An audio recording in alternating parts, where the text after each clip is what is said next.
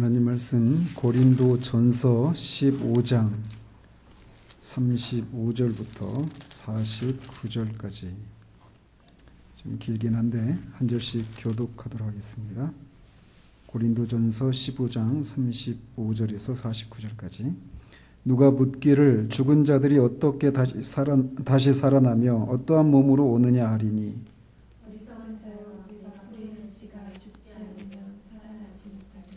또 내가 뿌리는 것은 장래의 형체를 뿌리는 것이 아니요 다만 밀이나 다른 것의 알맹이 뿐이로되 하나님이 그 뜻대로 그에게 형체를 주시되 각 종자에게 그 형체를 주시느니라. 육체는 다 같은 육체가 아니니 하나는 사람의 육체요 하나는 짐승의 육체요 하나는 새의 육체요 하나는 물고기의 육체라. 하늘에 속한 형체도 있고 땅에 속한 형체도 있으나 하늘에 속한 것의 영광이 따로 있고 땅에 속한 것의 영광이 따로 있으니 해의 영광이 다르고 달의 영광이 다르며 별의 영광도 다른데 별과 별의 영광이 다르도다. 죽은 자의 부활도 그와 같으니 썩을 것으로 심고 썩지 아니할 것으로 다시 살아나며 욕된 것으로 심고 영광스러운 것으로 다시 살아나며 약한 것으로 심고 강한 것으로 다시 살아나며 육의 몸으로 심고 신령한 몸으로 다시 살아나는 육의 몸이 있은즉 또 영의 몸도 있느니라. 기록된 바 첫사람 아담은 생명이 되었다 함과 같이 마지막 아담은 살려주는 영이 되었나니 그러나 먼저는 신령한 사람이 아니요 육의 사람이요 그 다음에 신령한 사람입니다. 첫사람은 땅에서 났으니 흙에 속한 자이거니와 둘째 사람은 하늘에서 나셨느니라. 무릇 흙에 속한 자들은 저 흙에 속한 자와 같고 무릇 하늘에 속한 자들은 저 하늘에 속한 영 같으니 같이 우리가 흙에 속한 자의 형상을 입은 것 같이 또한 하늘에 속한 이의 형상을 입으리라. 지금까지 우리는 우리 주 예수 그리스도의 대속 사역과 성령의 역사하심을 통해 우리가 받은 구원이 얼마나 크고 다양하고 영광스럽고 완전한지에 대해서 살펴보았습니다. 그러면서 우리가 죄사함, 칭의, 양자됨, 구속, 구원, 화목, 또 뭐죠? 성화, 또 거듭남, 영혼이 살아남, 그 다음에 지난주에는 성령의 내주하심까지 우리가 살펴보았습니다. 우리 안에 계시는 성령은 그냥 가만히 계시는 것이 아니라 우리 안에서 가르치시고 인도하시고 보호하시고 위로하시고 끝까지 예수 그리스도의 날까지 우리의 구원을 끝까지 이끌어 가시는 소위 성도의 견인이라고 하는 이런 일들을 우리 안에서 행하십니다. 제가 사실 이제 오늘 우리가 살펴보려고 하는 것은 우리가 장차 받게 될, 지금까지 우리가 받은 구원에 대해서 살펴보았다라면 우리가 받은 구원을 우리 안에 계신 성령께서 어떻게 이루어 가시는가, 이런 내용들은 우리가 성령론을 하면서 제가 살핀 적이 있어서 이 부분을 제가 건너뛰고 오늘은 우리의 구원의 완성인 장차 우리가 받게 될 몸의 부활에 대해서 살펴보려고 합니다.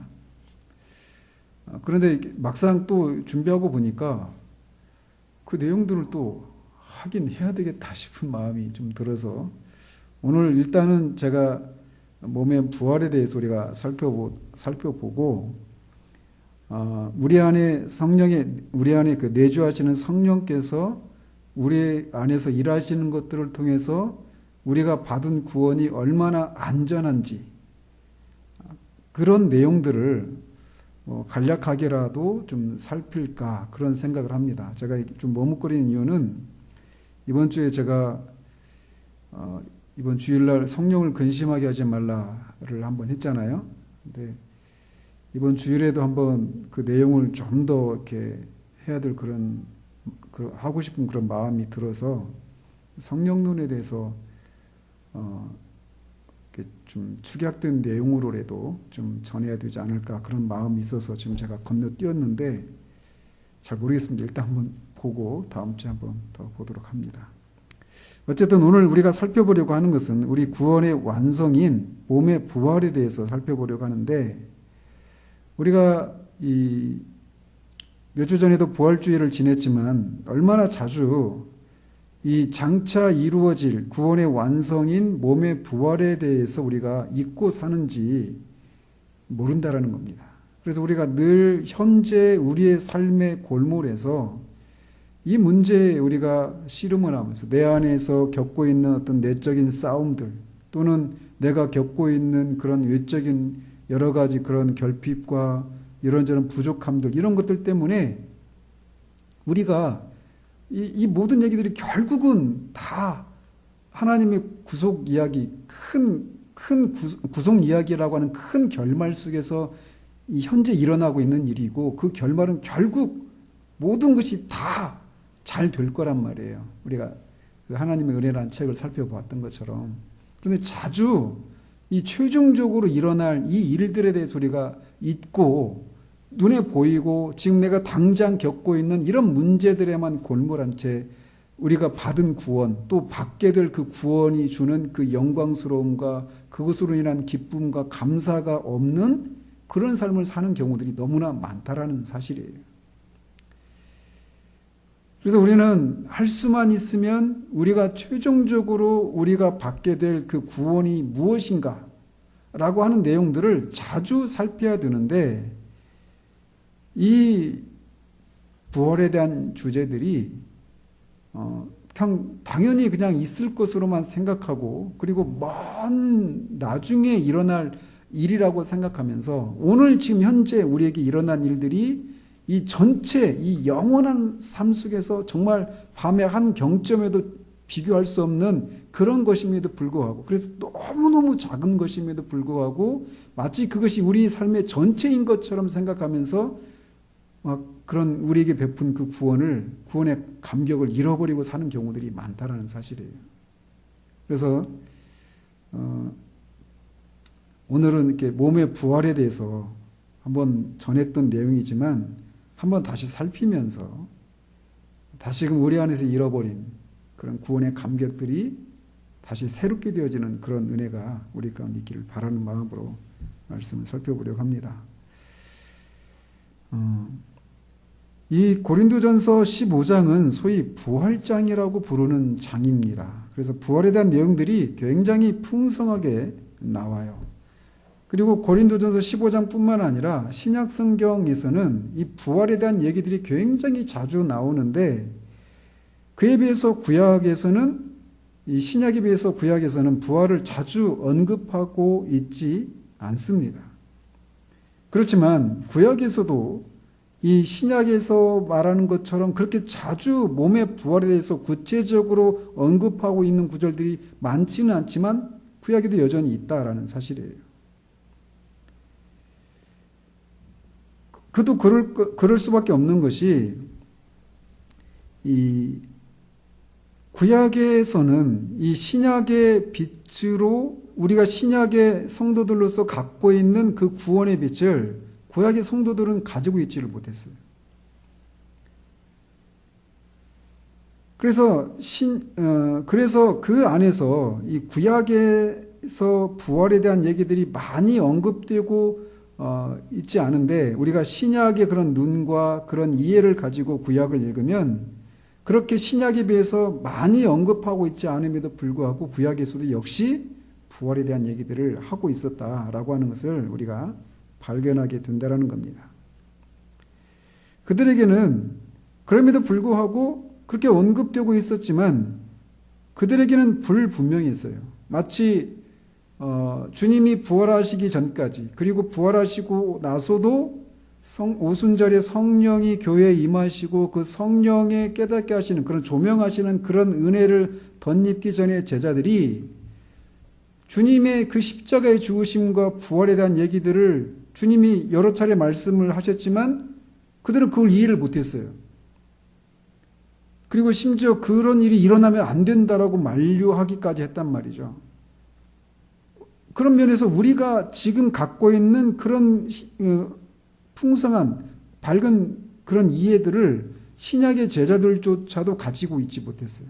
그렇다면 하물며 주님이 오시기 전에 구약의 성도들에게 이 몸의 부활과 관련된 내용들이 그렇게 불분명하게 나타나는 것은 당연한 이치라고 할 수 있어요. 그래서 하나님은 이런 진리들을 계시하실 때 한꺼번에 모두 계시하신 것이 아니라 시대의 흐름을 따라서 그 말씀을 받는 성도들의 그 영적인 상황을 따라서 점진적으로 이렇게 진리를 계시해 나가십니다. 그를 계시의 점진성이라고 말을 하는데, 그런 의미에서 구약에서도 이 구약의 성도들이 부활의 교리를 받아들이는 것은 신약의 제자들이 주님의 십자가의 죽으심과 부활에 대해서 성령이 오셔서 깨닫게 하시기 전까지 그것에 대해서 불분명했던 것만큼이나 불분명했다라고 하는 것을 우리가 잊지 말아야 합니다.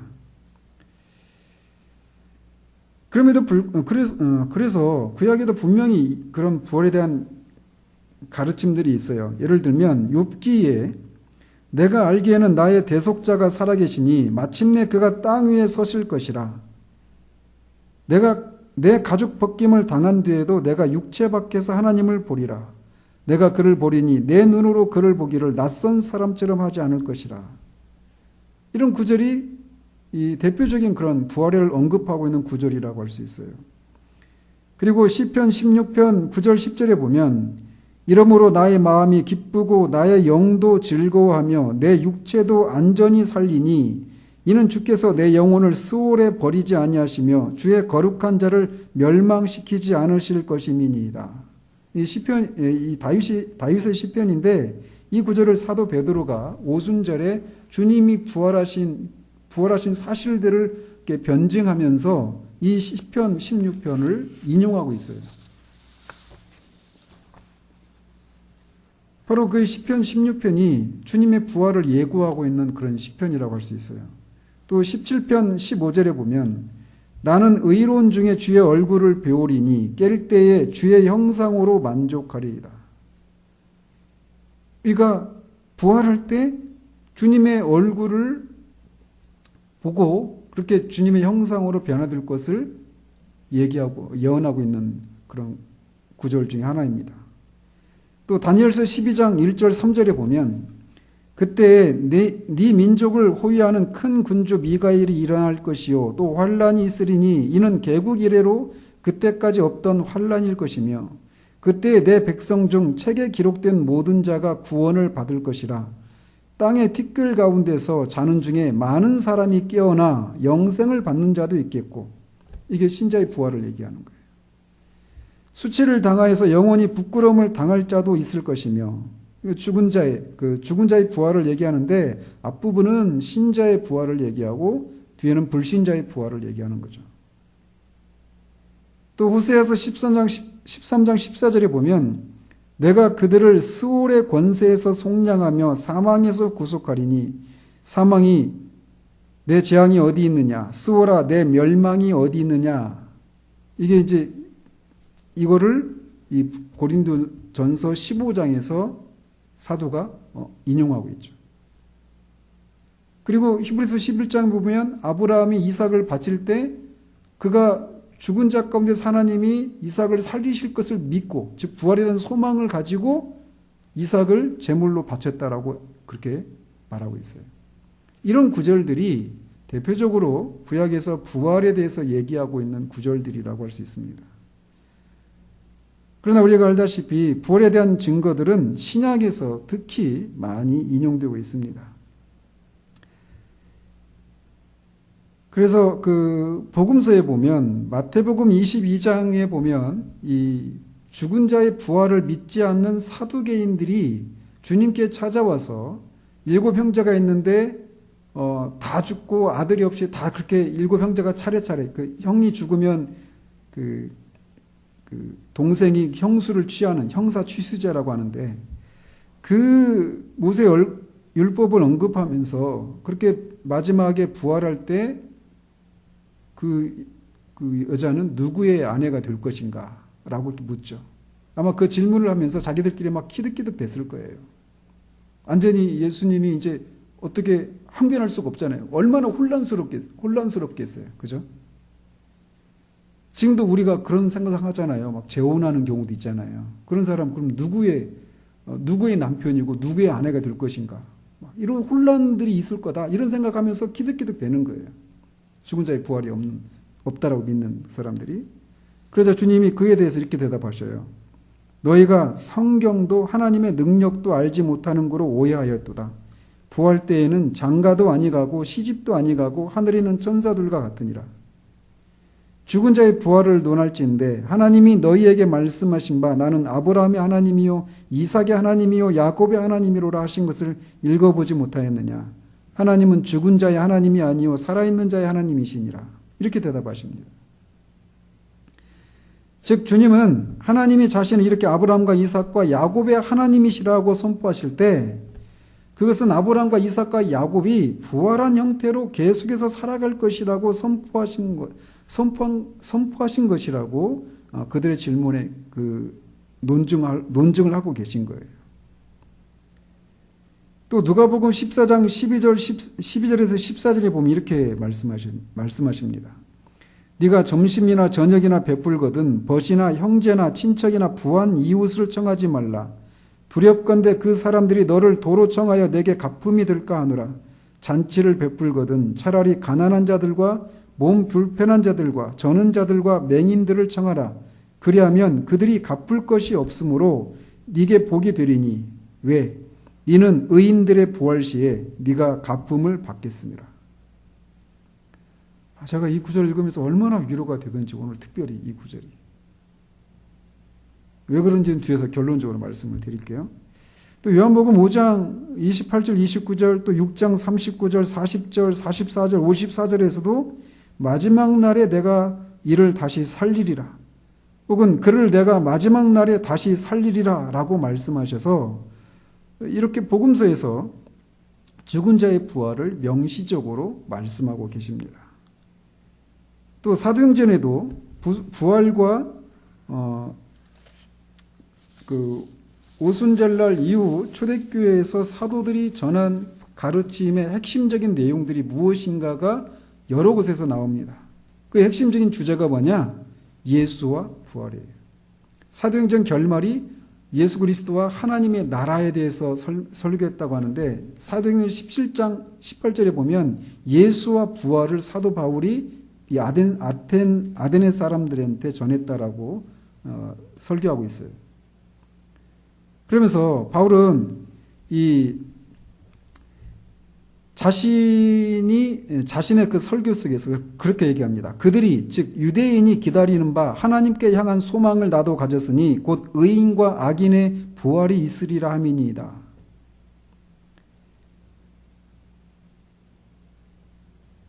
사도는 이런 말을 통해서 자신이 전한 메시지가 예수 그리스도의 부활에 대한 것뿐만 아니라 의인과 악인의 부활이 있다라고 하는 것을 소망한다라고 말함으로써 우리의 부활, 예수 그리스도를 믿는 신자들의 부활도 그가 역시 가르치고 있었다라는 것입니다. 또 17장 31절에 이는 정하신 사람으로 하여금 천하를 공의로 심판할 날을 작정하시고 이에 그를 죽은 자 가운데서 다시 살리신 것으로 모든 사람에게 믿을 만한 증거를 주셨음이니. 그가 전한 메시지, 사도행전에서 사도들이 전했던 핵심적인 메시지는 부활이었어요.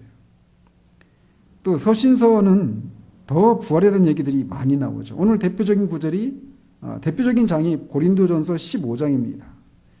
또 빌립보서 3장 20절 21절에 우리의 시민권은 하늘에 있는지라 거기로부터 구원하는 자 곧 주 예수 그리스도를 기다리노니 그는 만물을 자기에게 복종하게 하실 수 있는 자의 역사로 우리의 낮은 몸을 자기 영광의 몸의 형체와 같이 변하게 하시리라.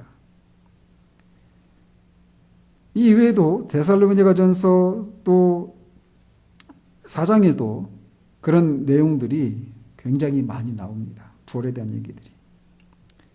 그래서 그런 구절들을 다 인용하려 치면 너무나 많아서 이 정도로 가름하고요. 이 부활을 한다라고 하는 죽은 자의 부활이라고 하는 메시지가 사도들이 전한 핵심적인 메시지였단 말이에요. 우리가 자칫 이 신앙생활을 하면서 이 부분을 우리가 처음에도 말씀드린 것처럼 이 얘기를 많이 놓치고 있어요. 저 자신도 그런 반성을 해봅니다. 우리가 받은 구원에 대한 얘기들을 얘기하고 그 구원의 완전함들, 그 구원을 베푸신 하나님의 은혜에 대해서 또 그 은혜를 입은 사람들이 또 어떻게 그 구원을 이루어 갈 것인가, 이런 내용들을 우리는 분명히 얘기해야 돼요. 그런데 이 부분을, 그 구원의 완성이라고 하는 이 사도들의 핵심 메시지, 사도들이 전했던 메시지의 핵심적인 내용인 부활에 대한 얘기들이 우리 시대에 정말 뒷전에 있다라고 하는 그런 인상을 지울 수가 없어요. 저 자신도. 그래서 다시금 이미 전했던 말씀이지만 몸의 부활이라고 하는 얘기를, 이 부활에 대한 얘기를 다시 한번 이렇게 살펴보면서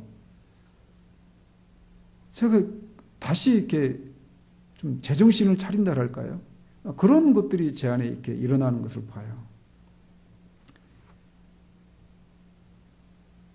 이렇게 복음서나 서신서에 또 사도행전의 부활에 대한 얘기들이 굉장히 차고 넘치고 사도들이 전했던 핵심적인 메시지들이었어요. 그리고 이 부활에 대한 소망을 가진 사람들이 우리가 알다시피 그 초대교회에 또는 그 이후의 교회 역사 가운데서 말할 수 없이 많은 핍박을 견뎌낼 수 있는 그런 힘이었어요. 근데 그 부활에 대한 소망, 이게 우리 가운데 많이 박제화되고 박물관의 그 화석처럼 화석화된 그런 죽은 교리와 같은 그런 것으로 남아있구나라고 하는 생각들을 떨칠 수가 없었어요. 사도들이 전한 그 부활은 영혼의 부활이 아니라, 영적인 부활이 아니라 문자적으로 우리의 몸이 다시 살아나는 것을 말합니다. 다시 살아난다라고 하는 표현도 정확한 표현은 아니죠. 부활이에요, 부활. 그러니까 다시 살아난다라고 할 때 나사로, 가인성의 그 과부의 그 아들 야이루의 딸 다 죽었다 다시 살아났죠. 근데 그런 의미의 부활이 아닌 거예요. 그래서 부활의 교리는 육체가 문자적으로 살아난다라고 단언하는 교리인 것입니다. 그래서 우리 인간의 영뿐만 아니라 육체 역시 지속된다라고 하는 교리예요. 누가복음 24장에서 주님이 부활 후 첫 번째 주일날 저녁에 제자들에게 나타나셨을 때 제자들이 그 주님을 처음 보고 주님이시다 이렇게 반기지 않았어요. 오히려 두려워했습니다. 왜? 그 혹시 유령인가 혹은 영인가 라고 하면서 두려워했어요. 그러자 주님은 내 손과 발을 보고 나인 줄 알라. 또 나를 만져보라. 영은 살과 뼈가 없으되 너희 보는 바와 같이 나는 있느니라 라고 말씀하십니다. 그리고 우리가 지지난주 살펴본 것처럼 도마도 주님의 부활을 믿지 못했다가 내가 그의 손의 못자국을 보며 내 손가락을 그 못자국에 넣으며 내 손가락을 그 옆구리에 넣어보지 않고는 믿지 않겠다라고 그렇게 처음에 반응했죠. 그러자 주님이 나타나셨을 때 네 손가락을 이리 내밀어서 내 손을 보고 내 손을 내밀어 내 옆구리에 넣어보라. 그래서 믿음 없는 자가 되지 말고 믿는 자가 되라 라고 말씀하셔서 주님의 몸이 다시 살아나신 것을 말씀하셨습니다. 또 디모데후서 2장 18절에서도 바울은 부활은 영적인 것이며 부활은 이미 지나갔다고 말하는 사람들의 견해를 정죄하고 있습니다. 디모데후서 2장 18절 이렇게 말해요. 진리에 관하여는 그들이 그릇되었도다. 부활이 이미 지나갔다 하므로 어떤 사람들의 믿음을 무너뜨리느니라.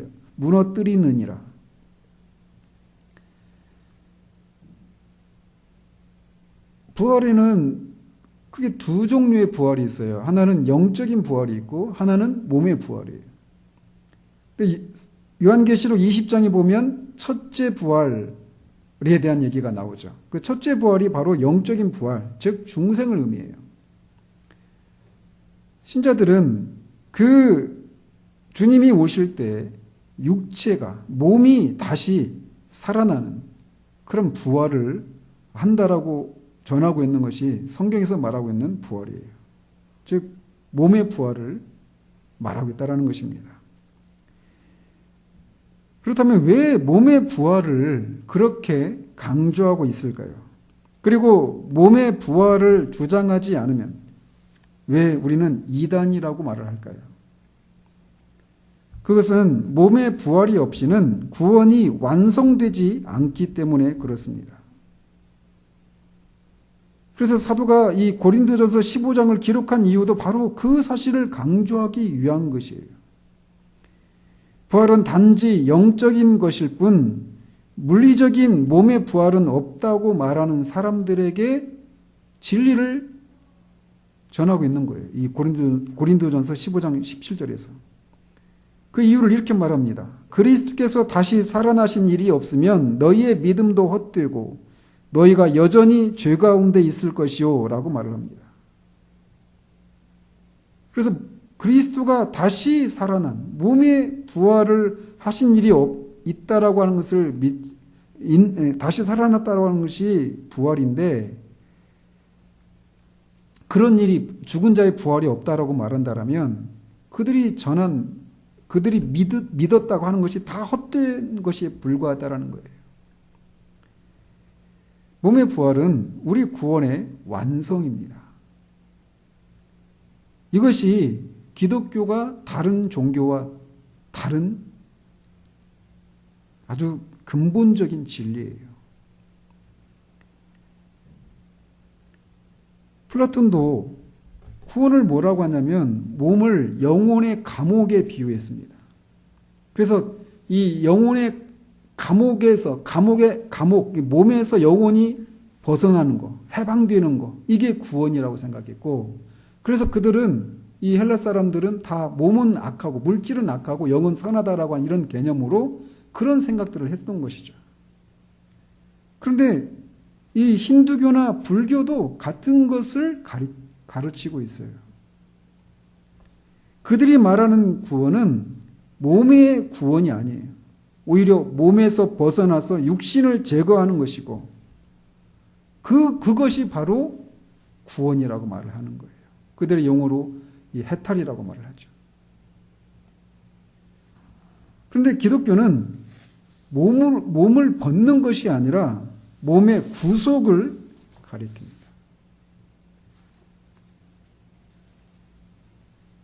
몸의 구속은 구원의 일부입니다.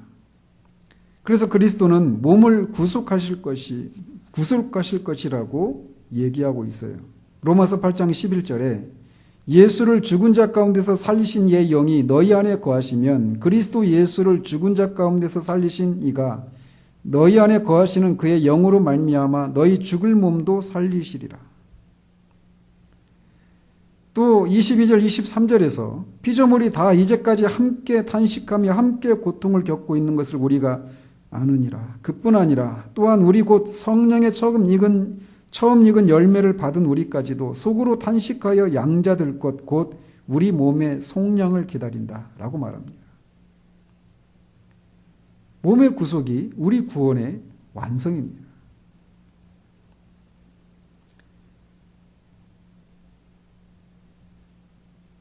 그래서 완전한 구원은 우리가 주님이 입으셨던 그 부활체를 입는 그 부활 때 이루어지는 거예요. 빌립보서 3장 21절에서 이렇게 말합니다. 그는 만물을 자기에게 복종하게 하실 수 있는 자의 역사로 우리의 낮은 몸을 자기 영광의 몸의 형체와 같이 변하게 하시리라. 그래서 이 몸의 부활이 우리 구원의 완성이기 때문에 이 몸의 부활에 대해서 성경이 강조하고 있는 거예요. 그렇다면 부활할 때 우리가 입게 될 그 부활체의 본질이 무엇인가? 첫 번째로 우리가 부활을 해도 우리 자신의 정체성은 계속 보존될 것이라고 하는 것을 유추할 수 있습니다. 즉 내 몸은 언제나 부활한 후에도 내 몸으로 인식될 수 있을 것이다라는 거예요. 그래서 주님은 내 손과 발을 보고 나인 줄 알라라고 말씀하셨어요. 그래서 영원히 새하늘과 새 땅에서 우리가 부활한 몸으로 살게 될 것인데 그때 우리가 입게 될 그 부활체는 영원 무궁토록 제가 다른 사람의 몸이나 또 여러분이 다른 사람의 몸이 아닌 여러분의 몸, 제 몸을 가지고 영원히 살게 될 것이에요. 그래서 그 우리의 정체성은 영원토록 보존된다라는 거예요. 그리고 그렇다면 우리가 이 땅에서 사용했던 그 몇십 년 동안 사용했던 그 몸과 부활한 몸 사이에는 어떤 관계가 있는가? 유기적으로 연관되어 있다라는 것입니다. 땅에 묻힌 몸과 부활한 몸 사이에는 유기적인 연관이 있습니다. 오늘 본문인 15장에서 땅에 씨를 심는 것에 대한 그런 바울의 논증이 있잖아요. 즉 땅에 뿌려진 곡식의 씨와 걷어들인 곡식 사이에는 똑같지는 않죠. 그죠? 그렇지만 유기적인 연관이 있는 거예요. 그래서 우리가 부활할 때 이 땅에서 우리가 사용했던 그 몸을 구성하고 있는 그런 세포나 원자, 어떤 그런 몸의 그런 입자들이 고스란히 다시 살아나는 그런 것은 아닐 거예요. 왜냐하면 루이 존스는 의사로서 그런 얘기를 해요. 우리 몸이 세포가 7년마다 계속 바뀐대요. 그래서 그런데 어때요? 우리 몸이 여전히 옛날 몸 같지가 않다 얘기하잖아요. 옛날 몸 같지가 않아요, 사실. 왜냐하면 계속 우리 세포가 분열하고 죽고 또 새로운 세포가 생겨나고 죽고 이런 과정을 거치는데 그런 과정을 통해서 우리가 처음 받았던 그 세포 몸의 입자가 7년마다 바뀐대요. 그러니 당연히 옛날 몸이 아니죠. 그런데도 옛날 몸과 지금 몸은 어때요? 옛날 몸이 아니지만 아무런 관계가 없는 건 아니죠. 유기적인 관계가 있는 거예요. 그런 것처럼 부활체도 이 땅에서 우리가 사용했던 그 몸의 입자와 유기적으로 연관이 되어 있다는 거예요.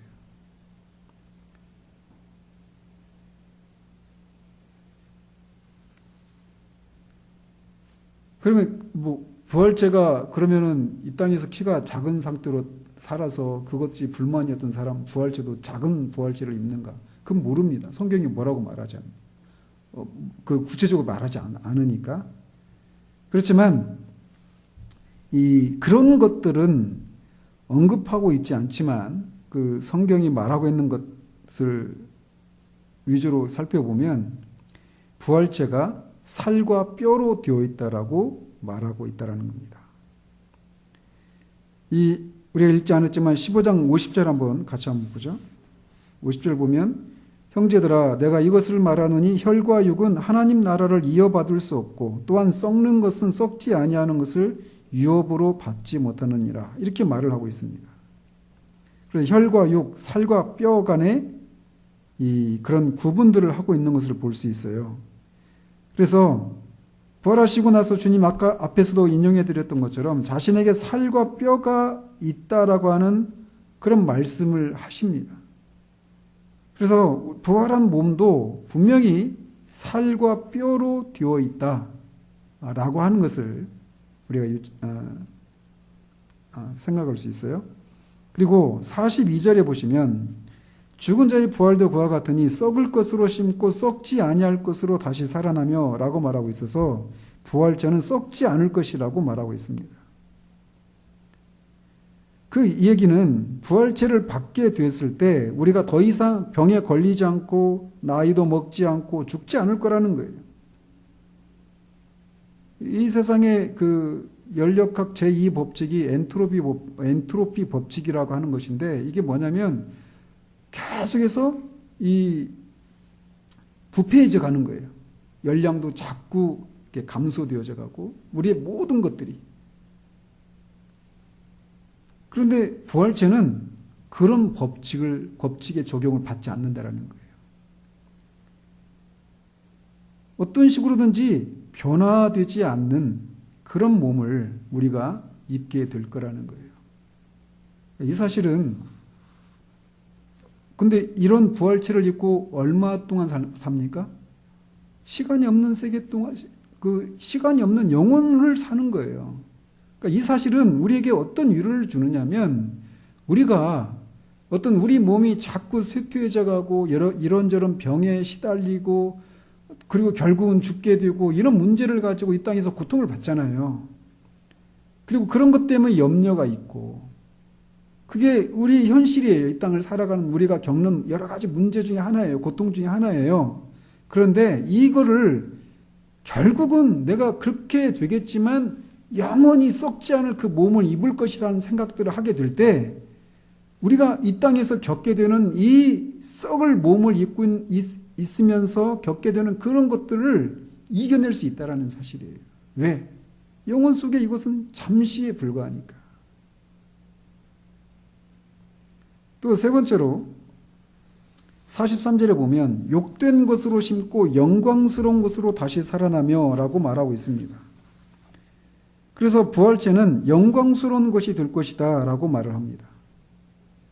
여기서 욕된 것이라고 했는데 빌립보서 3장 21절에서는 우리의 낮은 몸 이렇게 표현을 했어요. 더 원어의 의미를 살리면 우리의 굴욕적인 몸이라고 하는 그런 뜻입니다. 우리는 죄의 결과로 인해서 이 땅에서 우리가 입고 있는 몸은 장차 부활 때 입게 될 그 몸에 비하면 욕된 것에 불과하고 굴욕적인 낮은 몸에 불과하다라는 사실이에요. 그런데 부활할 때는 그런 몸이 아니라 영광스러운 몸을 입게 될 거라는 거예요. 이 사실은 우리가 이 땅에서 몸에 치장을 하고 몸에 우리가 어떤 몸을 위해서 우리가 어떤 마음을 가져야 되는가. 잠시 우리가 어떤 근육질에 이런 외모 지상주의가 우리 시대의 화두잖아요. 그죠?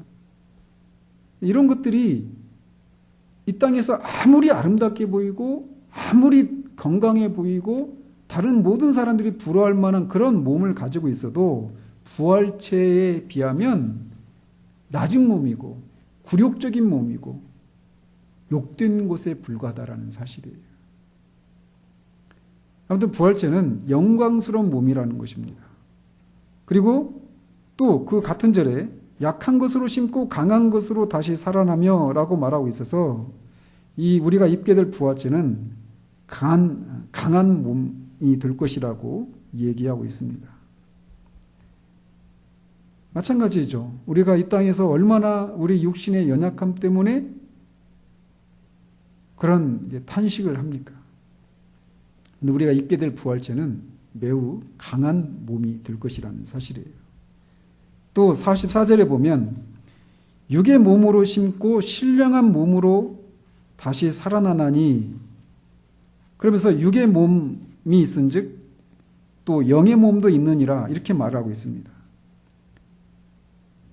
육의 몸, 영의 몸. 영의 몸은 신령한 몸하고 같은 말이에요.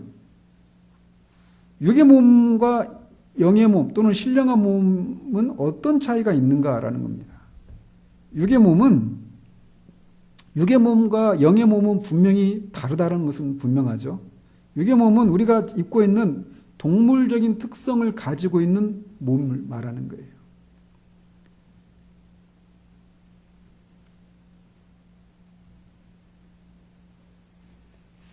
그래서 우리가 이 동물적인 특성을 가지고 있는 그런 육의 몸을 입고 이 땅에서 살아요. 그러니까 사두개인이 부활을 믿지 않는 사람들이 이 부활에 대한 얘기들을 부활했을 때 입게 될 그 몸이 육의 몸이 아니라 영의 몸을 입는다는 사실들을 모르고 또 믿지 않았기 때문에 그런 질문을 했던 것이죠. 우리가 입게 될 몸은 영의 몸입니다. 그래서 이 땅에서 우리가 육의 몸을 입고 있기 때문에 그 육의 몸을 영위하기 위해서 필요로 했던 그 모든 것들로부터 자유로운 그런 몸을 입게 될 것이라는 것을 성경이 우리에게 말해주고 있어요. 왜냐하면 우리는 새하늘과 새 땅이라고 하는 신령한 영역에 살게 되고 그곳에서는 동물적인 본성이 필요하지 않기 때문에 육의 몸이 아니라 영의 몸을 갖게 됩니다. 또 마지막으로 그 48절 49절 무릇 흙에 속한 자들은 저 흙에 속한 자와 같고 무릇 하늘에 속한 자들은 저 하늘에 속한 이와 같으니 우리가 흙에 속한 자의 형상을 입은 것 같이 또한 하늘에 속한 이의 형상을 입으리라. 이게 말하고 있어서 부활체가 땅에 속한 몸이 아니라 하늘에 속한 몸이라고 하는 것을 우리에게 말해주고 있습니다. 이렇게 부활체를 입게 돼요. 그리고 이 부활체를 입게 되는 때는 우리 주님이 다시 이 땅에 오실 때입니다. 주님이 오시면 이런 변화들이 순식간에 일어나요. 그리고 그 순서는 먼저는 주 안에서 죽은 성도들이 먼저 이렇게 되고 그 다음에 그때까지 살아 있었던 이제 신자들이 그 다음 순서가 되죠. 그런 다음에 어떻게 삽니까? 우리가 새 하늘과 새 땅에서 영원한 새 하늘과 새 땅에서 완전한 만족과 행복 속에 살아가게 될 거예요. 그 행복의 중심에는 하나님을 얼굴과 얼굴로 보는 것입니다. 그게 지복직관이라고 불러요. 지복은 그러니까 다다를지예요. 그러니까 지복, 복의 끝, 최고의 복이라는 거예요. 직관, 직접 보는 거예요. 직접 보는 최고의 복, 이걸 지복직관이라고 그래요. 지상명령하죠. 땅 위에서 땅 위에서 해야 될 명령이 아니라 최고의 명령이라는 의미로 지상명령이라고 하는 것처럼 지복입니다. 직관하는 게 하나님을 얼굴과 얼굴로 보게 되는 것. 그리고 그것이 우리 인간이 누릴 수 있는 최고의 행복이고 만족입니다. 근데 그것을 부활체를 입고 영원히 누리는 거예요. 그러니까 이 부활을 생각할 때 우리는 이 세상에서 잠시 겪는 고난이 경하다라고 하는 생각을 할 수밖에 없는 거예요. 그래서 우리가 이 땅에서 고난이라고 생각하는 것들을 많이 겪잖아요. 가난 때문에, 건강하지 못한 것 때문에, 세상에서 억울한 일을 당하는 것 때문에, 악인이 형통하고 불의가 공정하게 처벌을 받지 못하는 것 같은 그런 육적인 삶에서 겪는 모든 고통을 보상받게 되는 날이 온다라는 거예요. 또 죄와 더불어 싸우는 것, 주님을 온전히 살아가지 못하는 자신의 모습을 인해서 탄식하고 눈물을 흘리는 것, 주님이 주님으로 인정받지 못하는 현실을 목도하는 것에서 오는 탄식과 눈물, 주님의 일에 열심을 내는데도 아무런 보상이 없는 것 같은 것을 느끼는 데서 오는 외로움들, 그것이 무엇이든 부활체를 입은 우리들에게 기다리고 있는 것은 방금 말씀드린 이런 것들과는 거리가 먼 완전한 공의와 사랑과 충만함과 영광과 순수함과 기쁨만이 기다리고 있다는 거예요. 부활체를 입고 우리가 그것을 영원히 누리면서 살아가게 되는 거예요.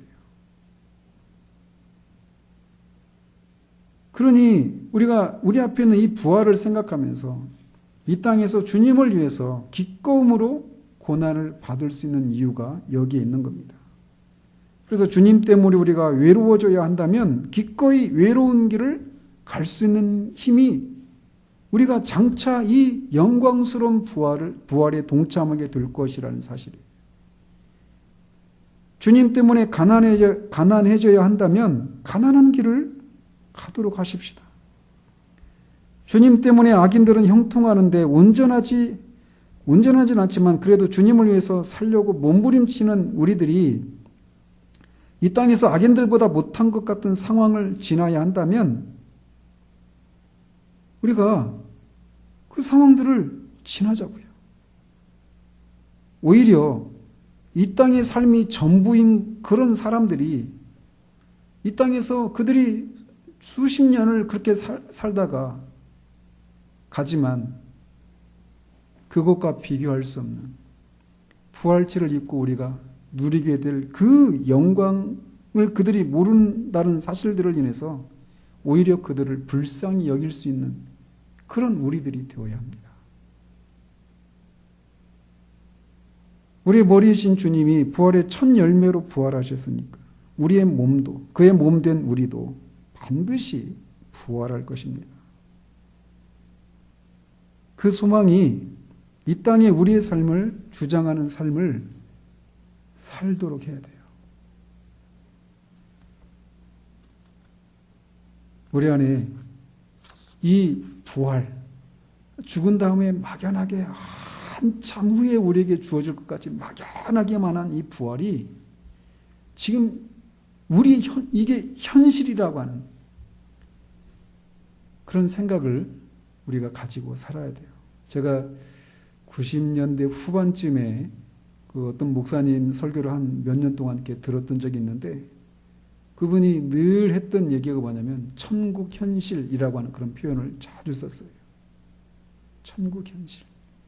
믿음은 그 천국 현실을 보는 것처럼 이 땅에서 사는 거예요.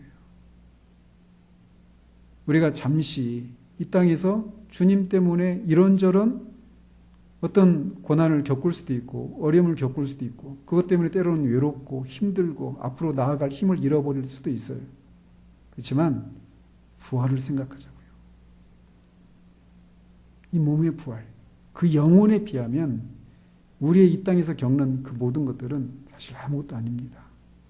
주님이 앞에서 누가복음에서 인용해 드린 것처럼 의인의 그 부활 때 주님이 보상해 주십니다.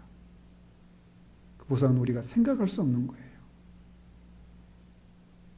주님이 은혜로 우리에게 예수 그리스도를 믿는 우리에게 이 몸의 부활을 우리에게 허락해 주셨다는 그 사실들을 우리가 기억할 수 있기를 바랍니다. 기도하겠습니다.